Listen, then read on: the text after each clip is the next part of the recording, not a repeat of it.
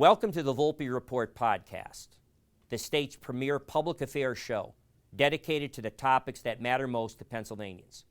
I'm your host, Chuck Volpe. Join us now as we speak to this week's guest. The following half-hour show is a paid political program and is not endorsed by this station, management, or staff. The following program is brought to you by Excalibur Insurance Management Services. We welcome you today to a different Volpe Report. As you can clearly see, we are not in Fox Studios as we usually are. It's rare that we take the Fox crew and truck on a road show, but today called for that because this is a special day at Bloomsburg University. We are sitting here today filming in the McCormick Center, an academic center at Bloomsburg University, named after the longtime president and chancellor at Bloomsburg University. Now, the chancellor part, he was president of Bloomsburg, but Dr. James McCormick was for years one of the founding most important people in what became the Pennsylvania higher education system. He was, and for many years, the chancellor of the Pennsylvania higher education system, and he actually was given a leave from his duties as president of Bloomsburg to be a chancellor. So he has been very concerned with higher education in this country and in Pennsylvania. He actually served as a chancellor in the Minnesota higher education system, like in Pennsylvania, and brought his expertise from Pennsylvania to Minnesota. So he is clearly one of the national leading educators in this country and in Pennsylvania's history. And we thought it appropriate to have his proud son, our very own United States Senator Dave McCormick, be on hand, and we are doing a show with both of them today. As I quipped in the beginning of the first part with the chancellor, this is the first time a son, United States Senator, normally the father talks about how proud he is of his son becoming a U.S. Senator. In this show, it's the U.S. Senator's son talking about how proud he is of his father, Dr. James McCormick, for the rededication of the McCormick Center that's being done today. So with that being said, that is our first show. We will have a two-part show because when we film the first section with the father, we will then turn our attention after that to part two to sit down with the United States Senator, Dave McCormick, his son, to talk about his $90 billion Energy Innovation Summit that took place at Carnegie Mellon University in July, and what that means for Pennsylvania's future in jobs, manufacturing jobs, energy production, and all of the data centers and artificial intelligence that is going to come as a result of that investment to Pennsylvania. We are also going to talk about some of the things he has warned about in relative to our competition with China. So there's a lot to cover in two parts, but we start the first part with Dr. McCormick and his son, U.S. Senator Dave McCormick. This is the Volpe Report, a weekly news and political interview show examining the latest local, state, and national issues with Chuck Volpe. Insightful, informative, controversial, the area's premier political talk show, the Volpe Report. Chancellor, pleasure to meet you personally and to be in a facility, an academic center that bears your name is impressive. So thank you. And Senator, always great to see you, my friend. Thank you. Thanks for having me. I'm going to do the unusual thing. Usually when I have a father and a son, and the son is a United States Senator, the most exclusive club in the world, I turn to the father to talk proudly about his son's accomplishments and his endeavors and how he became U.S. Senator. This is the rarest of occasions when I'm going to turn to the U.S. Senator and talk proudly about his father, Chancellor Emeritus, an educational leader for 50 years in Pennsylvania. We sit in an academic center that bears your name, and I'll let the center. I'm going to turn the ball right over to you. You grew up on this campus. I understand you spent a lot of time eating the food in the cafeterias, right? Probably at a very young age, right? We didn't get to experience that till usually college age. You were a young boy at that point, yeah. And you grew up in the shadow of this campus when your father was the president. So we're here to honor him today. So talk about your dad. Yeah, well, it's honestly a great opportunity to honor Dad and Mom, and they moved here, I think in 1973. And we came from Shippensburg, where my dad was a vice president there, and he took on this job And I look back and now I can't believe it. At the age of 34, my mom was 31, and the campus had been in some turmoil, and they stepped into this situation, and it began an incredible 10 years at Bloomsburg, where Doug and I grew up here, my brother, my younger brother. I went to high school here. And I tell a story. The president's residence is right above this building. We're now in the McCormick building, which was named more than 25 years ago, but has just gone through a renovation here. So it's a reopening today. And I remember, and this is a set of lessons that I took with me for the rest of my life. I remember during my dad's early years, we would go to the campus dining hall 2 or 3 times a week. And we would walk through campus, and we would see professors and students and maintenance people, and my mom and dad would talk and chat, and we'd stand in a line with the kids, and we'd go to the dining hall, and Doug and I loved it because there'd be soft ice cream and chocolate milk, but the focus was on the kids, was the learning environment what it needed to be, were the professors good, was the grass cut, were the restrooms clean. And there was just my dad and mom, but my dad was just relentless, where the kids deserved the very best. And that was a life lesson for me about public service. My mom was a public school teacher. She went back at the age of 50 and did a PhD in education, or a doctorate in education at Lehigh. And so I grew up in a home that was committed to education, public service, mentorship for our young people. And it all started right here at Bloomsburg, where Dad was a wildly successful president, went on to be chancellor, the first chancellor of the system of higher education, the 14 state colleges, now state universities in Pennsylvania, and then went on and did the same job at about my age, early 60s. He did the same job in Minnesota for another decade or more. So a great day to celebrate a legacy of public service. No doubt. And it's great that, and I'll turn to Chancellor now, it's great that people hear about, it's not always elected officials. People think about senators and congressmen and presidents as doing public service. You can do public service in a lot of ways. And nothing is more important to our country's future, to Pennsylvania's future, than higher education. Mm-hmm. So with that having been said, I just like to, you kind of literally, if anybody can be considered one of the godfathers of the Pennsylvania higher education system, it's you. And talk about, back to when Milton Schaap was first involved and appointed, and all the years and all the decades since, what you've seen and what the most important thing you take from all that's gone on, what you've done and what's going on. Well, I want to go back to going to the dining hall. See, I always have believed that the students are first. And really, on my search committee that would have given advice to Governor Schaap and others, there were 3 students on that committee. And I don't know exactly who said what, but I knew those students were supportive. They had come to Shippensburg and learned to know about me, and they were great advocates, along with the trustees and other people. So I've always just started with that premise, students first. But now I have to tell you about the dining hall. You see, we did not have a special table. We sat with the students. First, when we were new, who's this? And so we had to find a table where they weren't quite finished so we could join in. And then after about 2 or 3 weeks, the students would join us. But it was amazing. We went through the line. It's amazing what I heard from how things were going from our students. How are things? And, we kept our tab on they didn't hold back. What they were thinking as a result of being with them and learning. And then, thanks to my wife, we had over 5,000 people each of the years, but the last year we were here at the residence. And we had every freshman were invited up over many evenings, and we had many students and others at the residence. And I would always listen to how things are going. And one time, I guess maybe I had some RAs, they were the senior people living in these dormitories, and they said, this hall, the bathrooms are dirty.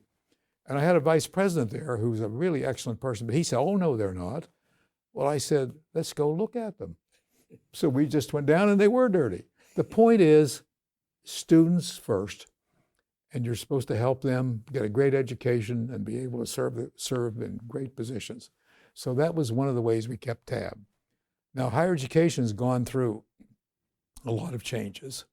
And there was a period of time when more people wanted to go to college than there was possibilities. And now we're in a time when college students and their parents are making assessments. And often, can I get a job is part of a consideration. And it's become much more expensive. We were benefited at that time with the state of Pennsylvania. The citizens, the legislative taxpayers paid most of the bill, and the tuition was very low. But tuition has changed now, where in the public sector, it's much higher, and students and parents are having some difficult time. The loan program came in, and some students probably owe more than they can pay. And so there's a big change. But the biggest change I've seen is technology, new ways of thinking and learning.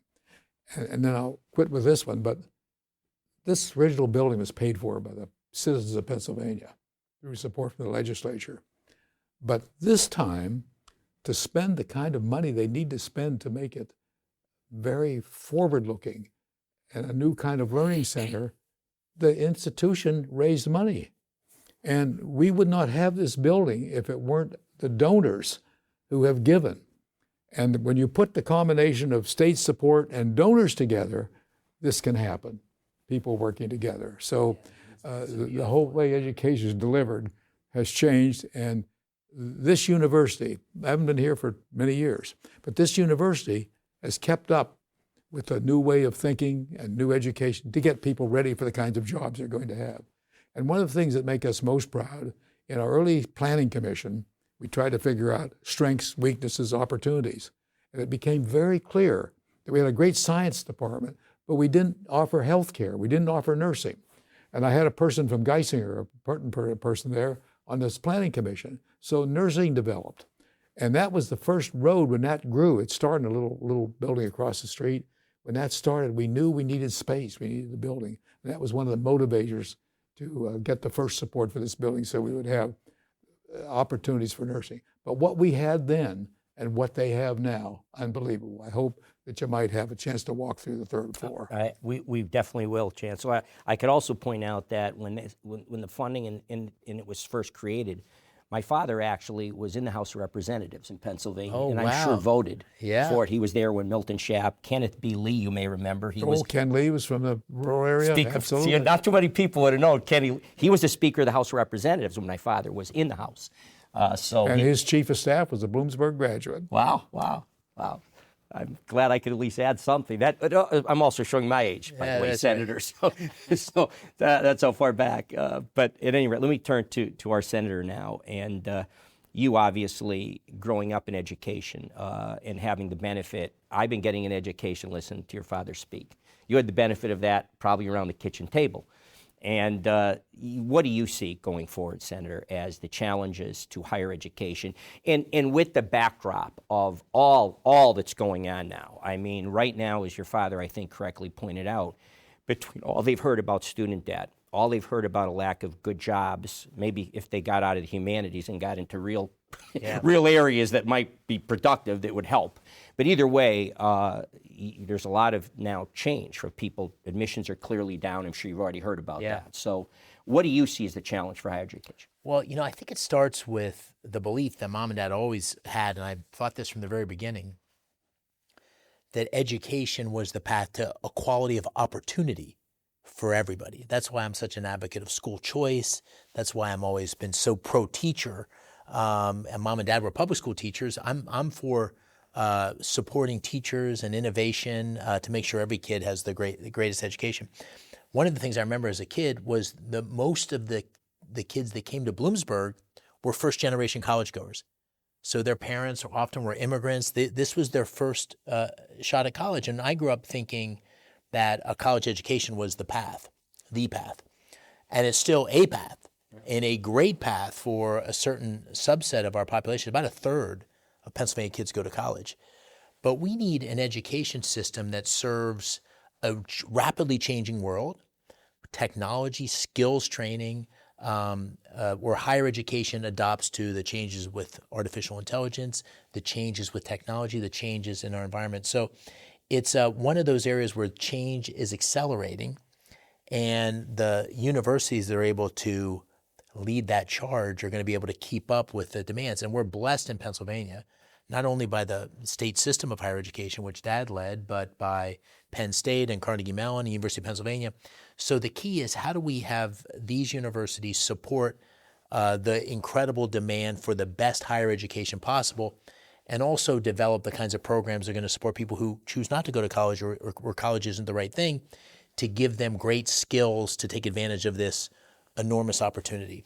And Dad was sort of at the forefront of that here in Pennsylvania, but then he went on after he was chancellor here for 18 years to Minnesota, where the community college system and the state colleges, the four-year colleges, were all together. And so you had the whole continuum of training and education that was needed to support the economy. And I think we're going to need to be very creative in Pennsylvania about that. I'll end with one final point. I'm really optimistic about Pennsylvania's future because we have all these natural resources. We have the AI energy innovation boom. We have the reindustrialization of defense, which is going to be Pennsylvania be a big beneficiary. We have life sciences. So Pennsylvania is uniquely positioned to seize the moment. But a key building block is going to be our higher education system and our skills training. And there's a lot we've done, but there's a lot more we can do. Right. I have to ask your dad, how, curiosity, Minnesota's a long way from Pennsylvania. How did you end up being chancellor of that system and going to do what you did in Minnesota? How did that come about? Well, I served 40 years in Pennsylvania, and I worked with a wonderful chairman of the state system for higher education, Eugene Dixon. He was supported by Democrats and Republicans, and he was a chair for 17 years. And any thought that you had about leaving when Mr. Dixon was here, he would have taken personally. But anyway, I did serve the time, and a number of recruiters had talked with me over the years, and I said, I'm not leaving. I'm staying with Mr. Dixon and staying with the system. But the time came when I agreed to look at the Minnesota job. Now, as David said, it had 7 state regional universities, and it had 34 community colleges, technical and community colleges system. It was a system several times bigger than this one, and I was recruited to look at that position and was elected and gave that one 10 years. Wow. And now, by the way, I'm working with the Association of Governing Boards as a senior search consultant. Wow. Mm-hmm. And our team, where I've been personally involved, we've done about 80 He's going hard at 87. searches. This is a good sign. God But I bless. got to tell a story about the Minnesota thing because I think it's indicative. There's nobody, when I'm traveling around Pennsylvania and I'd say, Dad, I'd call, and it's one of the blessings, by the way, of running. The last 2 times, one I lost and one I won, was Mom and Dad were a big part of both campaigns. Just a joy. They were on the campaign trail a lot. But I would call, there's nobody that knows the back roads of Pennsylvania better than my dad. Wow. Because he would drive to every one of the 14 campuses. I mean, constantly, hundreds of thousands of miles over the 18 years. I mean, it must have millions of miles probably. And so he went out and was going to interview for the Minnesota job. And he was going to meet with the search committee on a Monday, I think. So my mom and my dad flew out on Friday, and they rented a car. And for the entire weekend, they drove across Minnesota to every one of the campuses. Wow. And they talked to people on the campus. We didn't tell them who we were. Yeah, didn't tell them, which is what was what his chancellor, what he did as chancellor here, where he was everywhere. It's what I try to do as a senator. I try to be everywhere. And so he walked into the meeting with the search committee, and they started to talk about his vision as the potential chancellor. He said, well, I was so-and-so at this university, and I was there. And he spoke to them, having been to most of the campuses, which is something most of the people on the board had never done. And I think that's a great story, but there's a lesson. There's a lesson about service. There's a lesson about how one leads. And, you can sit in a conference room and you can be on TV and wave your hands, but there's nothing like getting in these small towns. There's nothing like going to the campus. There's nothing like, and so that lesson from watching him as a kid and through his career is something that I've tried to carry. I think I did 500 visits in the last year of my campaign. Wow. To everything from VFWs to charter schools to fracking sites, and that's a page out of the old playbook from the old man. Wow. I always was involved politically as an advocate for education, but never partisan, because I realized to lead one of these institutions or a system, you had to have great support on both sides of the aisle. Another lesson learned with the legislators, this is just my own personal view. When I went to Minnesota, I said, I've been here a couple times, but I do not know Minnesota.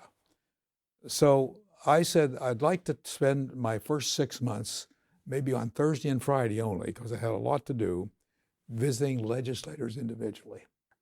And in that session, I would say, tell me about your district.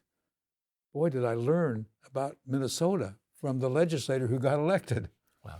And then I said, how do you feel about the higher education system? Well, they had plenty of opinions. I didn't take a president long. I was alone so I could hear it. And so the way it helped me get a great start for Minnesota was to listen to the legislators about who they were, the culture, and what would be needed. And so I'm a great believer. You got to get out. You got to be there. But you have to have a great team at home. You have to have people.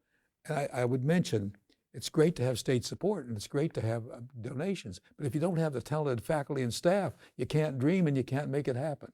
So it takes everybody working together to have great results.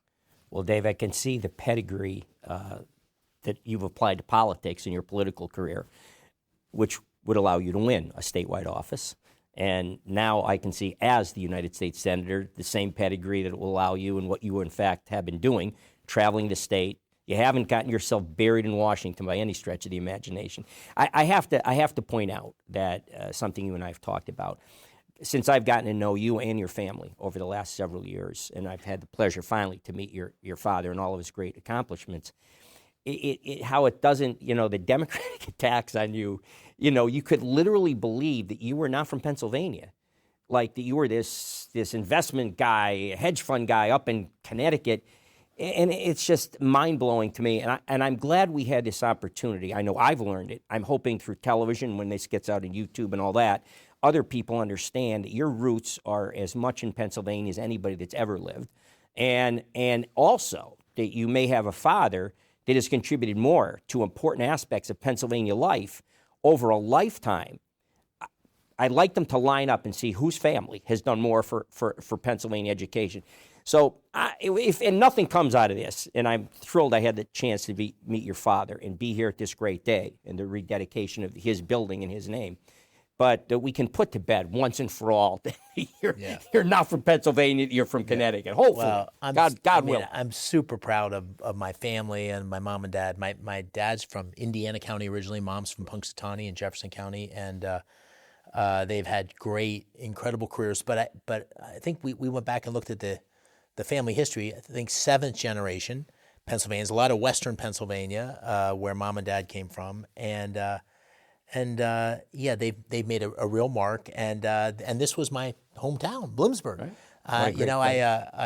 We're going to have an event later here today, and my good buddy Dan Klingerman's going to come. Dan and I went to high school. He's a Williamsport guy. You know him, Chuck. And this was the best place I can imagine to grow up here at Bloomsburg.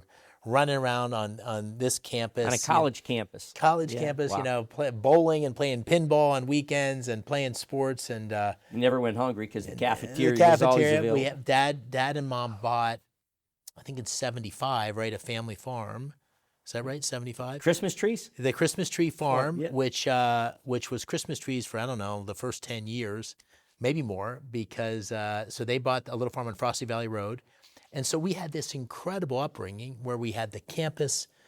We had 50 years ago. 50 years ago, yeah. Mom and Dad were active in the community, and my mom, my wife and I, Dina, have this incredible partnership where it really is a team effort. That's the way it was with my mom and dad. My mom was a huge part of his tenure here, his leadership here. She's very irreverent, very warm. He was kind of the hard. I won't use the word on television, but he was hard and very driven. Fathers need to be. Yeah, and so it was an unbelievable opportunity to grow up here. And then one of the greatest things after growing up here that happened to me was, as a senior, I was recruited to go to West Point. Sure. And so if you think about going to West Point, what a honor it was for my family. But it was the first kid in decades to go to one of the academies from Bloomsburg, from Bloomsburg High School. So I remember this like it was yesterday, where I got recruited and I was saying, gosh, Dad, I was hoping to go to Penn State. I don't know if I want to go to the academy, not sure I want to serve in the military for 9 years. At the time, that seemed like a lifetime. And my dad said, you don't have to go, but you have to apply. You have to apply. You want to see if you have the opportunity. And I got the opportunity, and it was a newspaper story in the Bloomsburg Press Enterprise. It was, everybody was, of course you're going to go. How could you not go? And it took on a life of its own. And that ended up, growing up here and then going to West Point were the two things, growing up here with great parents, great role models, changed my life, changed everything for me. And I'll be forever grateful for both things. And I have to say, Marianne McCormick was such a great partner. She stopped teaching and came here kind of full time, and we really did it together. And so I'm so proud of her, and so hard. So she worked very hard, enjoyed it too. I tell a story, Chuck. I think I wrote this in this article we published. But she would do all sorts of things that would drive him crazy. And one year she'd always dress up for Halloween. My brother and I would dress up, and Mom would dress up. And one year we had a new refrigerator delivered, and she decided she was going to decorate the refrigerator box as an outhouse. So she put handles inside and painted it, so it was an outhouse. And so she'd show up for Halloween, and she'd knock on the door, and people would come out. Who is this? Yeah. They'd have no idea who this was. And so I said, Doug and I were thrilled. We thought this was the greatest thing ever.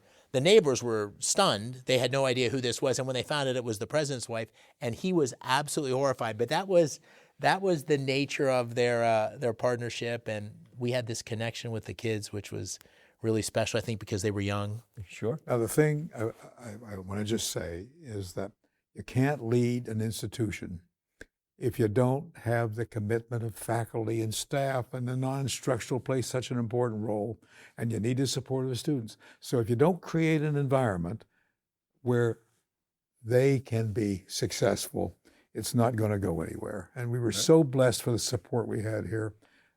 Dave and his wife wrote a book about who believed in you. And as we worked together, I believed in them, and they believed in us, and together great things occurred. Right.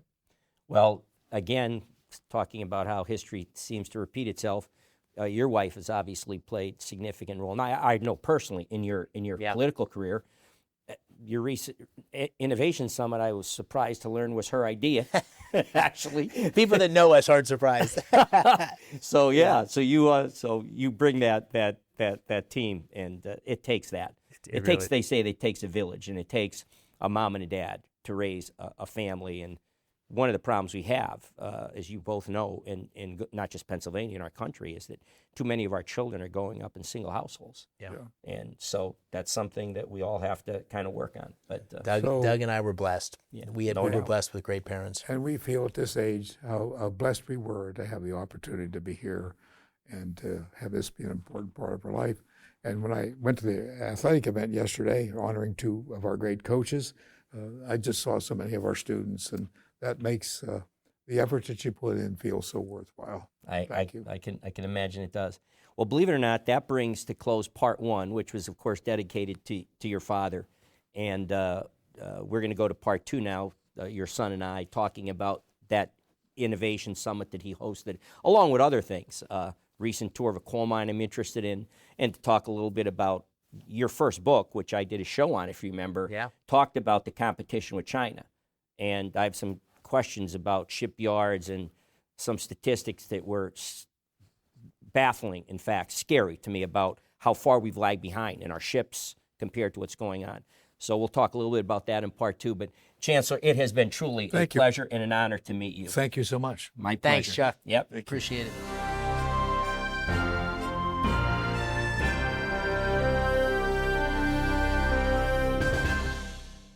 Thanks for joining us for this edition of the Volpe Report podcast. Be sure to visit our YouTube and Facebook pages for upcoming episodes. You can catch up on the Volpe Report podcast on your favorite podcast provider.